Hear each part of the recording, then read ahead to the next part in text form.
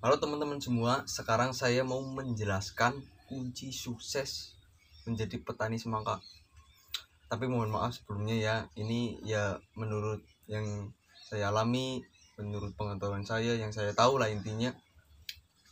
Saya tidak bermaksud menggurui, saya hanya sekedar sharing-sharing ya, mengedukasi kalian ya. Tapi ya kalau cara ini diterapkan ya mungkin bagi teman-teman yang masih belum tahu nanam semangka ya jadi lebih baik lah intinya. Ya semua ya berawal dari nasib, terutama nasib kita seperti apa. Oke ya, kunci sukses kita mulai dari lahan. Kalian usahakan itu yang jangan banyak temennya yang nanam. Jadi cuma kalian doang atau 1-2 orang di lahan itu, biar enggak banyak hama yang menyerang tanaman kita. Contoh misalnya ini lahan kita ya, dikepung sana tanaman semua, itu susah karena hama mereka menyerang semua. Jadi usahakan lahannya kosong, cuma 2 orang lah, minimal maksimal 2 orang yang nanam di situ. Dan kalian harus nyari lahan yang sumber airnya mudah untuk penyiraman, karena tanaman semangka harus disiram 2 kali sehari kalau tanah merah. Kalau pasir kan setiap hari harus disiram, jadi berat kalau sumber airnya susah itu, wah nggak jadi tanam. Mending pergi nyari yang sumber airnya mudah. Langkah kedua, kita hitung dari modal. Jadi kita jangan memaksakan modal sedikit tapi nanam yang banyak banget, itu jangan, itu nggak bagus. Yang paling pentingnya kan gini, jadi modal 20 juta misalnya ya, kan cukup buat nanam 1 hektar, ya kurangnya sedikit lah. Nah itu baru berani, daripada 10 juta ngotot mau nanam yang lebih banyak, itu nanti kita waktu ngerawat tanaman itu nggak fokus. Jadi kita mikirin modal, aduh nyari pupuk ini nggak ada duit, nggak ada apa, itu malah jadi berantakan. Jadi kalian harus ukur modal kalian cukupnya berapa, ya kerjain segitu biar tanaman kalian maksimal dan cara ngerjain kerjaan kalian itu bisa maksimal, nggak ada pikiran lain terkecuali kalian punya usaha sampingan di rumah ya, jadi ada sumber dananya lah yang buat ngerawat dari awal sampai panen gitu. Kita kalau nggak punya kan kita harus nyari modal yang banyak biar bisa sampai finish full, tanamannya bisa ngerawat full jadi maksimal. Langkah ketiga ya, ini sih rata-rata petani 90% lah udah tahu soal pranata mangsa. Pranata mangsa itu harus akurat banget perhitungan kalian, mangsa musim apa gitu ya. Petani ya udah tahu semua lah, yang penting teliti itu soal pranata mangsa, karena itu bisa menghancurkan kita kalau kita nggak teliti. Coba misalnya cuaca lagi kurang baik, kita tetap tabrak tanam aja daripada nganggur gitu kan. Kalau saya mikirnya lah nunggu cuaca bagus lah baru kita mulai tanam, kita nyari loh kerjaan yang lain dulu, ini uangnya disimpan gitu. Dan pada saat kita, langkah selanjutnya ini ya, pada saat kita ngerawat tanaman, kita itu harus sabar, tekun, teliti ya. Teliti misalnya gini, ada sedikit hama, sedikit banget itu ya, tapi udah mulai menyerang. Nah kita langsung ambil langkah cepat, kita langsung obat, jangan nunggu besok nunggu hamanya banyak. Jadi sedikit itu langsung dihajar, jadi biar langsung pulih dan gak ada hama lagi.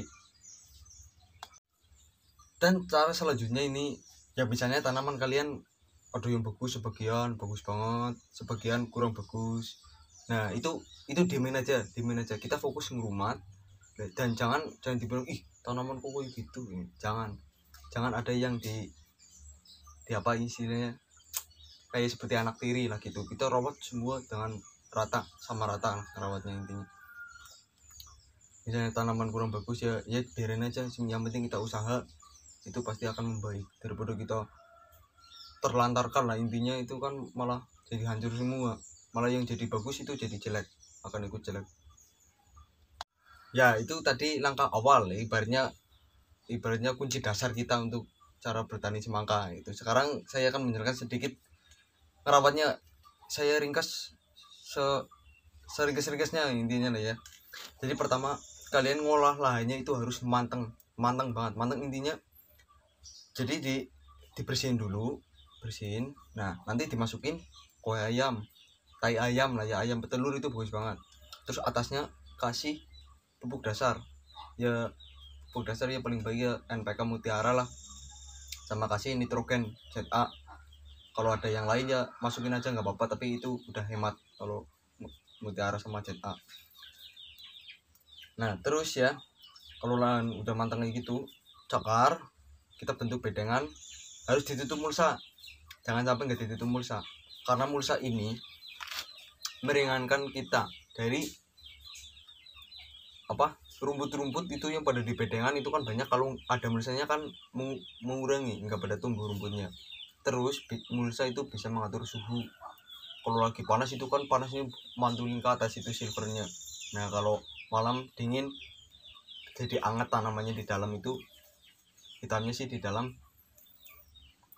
Nah terus soal pembibitan ya, pembibitan itu semua bibit sama. Misalnya non biji varietas lonjong ya, lonjong kan yang lokal kan banyak banget. Nah itu semua sama semua, tergantung tanamannya, kondisi tanamannya seperti apa, itu hasilnya maksimal. Kalau sama-sama sehat itu maksimal semua. Ya beda lah sama impor yang mungkin lebih bagus tapi kan harganya tinggi banget tuh ya. Non biji bulat misalnya kayak nggak saya sebutin, non biji bulat sama semua, hasilnya sama, tinggal kita maunya yang mana. Maka berbiji ya semua sama menurut saya. Inul sama, yang gak sama ya impor lah intinya ya lah ya. Dan kalau ngurumat yang penting ya nyiram ya 2 hari sekali itu tanah merah. Kalau di pasir itu setiap hari, itu paling seperti itu. Nah biar kalau misalnya non biji, jadi gini, waktu ada pucuk ke atas ya itu disunat. Nanti kalau udah mulai merambat itu dibagi 2 biar nyawanya jadi 2, agar bisa dibuahkan lebih dari 2 itu pasti kalau non biji. Kalau sehat, kalau nggak sehat ya cuma 1. Tapi ya kita bicara manis-manisnya lah gitu. Pemupukan tanaman itu sebenarnya ya menyesuaikan tanamannya. Jadi sekarang kita mupuk dengan dosis rendah ya. Nah kita lihat 3 hari berikutnya ada reaksinya enggak. Kalau misalnya pucuknya gedein ya kan, segini misalnya, contoh ini ya, segini jadi segini kan, gedein, berarti kan reaksi pupuknya udah cukup, seperti dosis segitu udah cukup berarti. Tapi kalau pucuknya masih segini, dari segini masih segini, pupukan berikutnya harus ditambah 2 kali lipat atau 3 kali lipat, itu lebih efektif. Penyemprotan pun harus rutin menyesuaikan. Kalau nggak ada hama sama sekali, nggak ada ciri-ciri jamur bercak totol-totol kuning, itu ya nggak perlu disemprot. Tapi kalau cuma notol-notol kuning di daun lah, fungisida doang udah cukup. Kalau hama yang lain nih nggak ada, menyesuaikan aja di tempat kalian masing-masing. Kalau kalian posisi pas lagi nanam ya, nanam coba-coba nggak dapat harga gitu, jangan gitu. Suatu saat kalian pasti menangin yang namanya panennya bagus, harganya pun bagus. Jadi jangan ngeluh ya, namanya juga petani ya gitulah ya. Yang penting kita berusaha membuat semangka yang maksimal, bobotnya maksimal, walaupun lakunya cuma misalnya 500 sampai 1000 atau 2000, itu kalau hasil kita maksimal kita nggak bakal rugi. Itu sama misalnya semangka laku 5000 tapi panennya segini-gini, rugi ya. Cukup seperti itulah ringkasan saya cara sukses menanam semangka.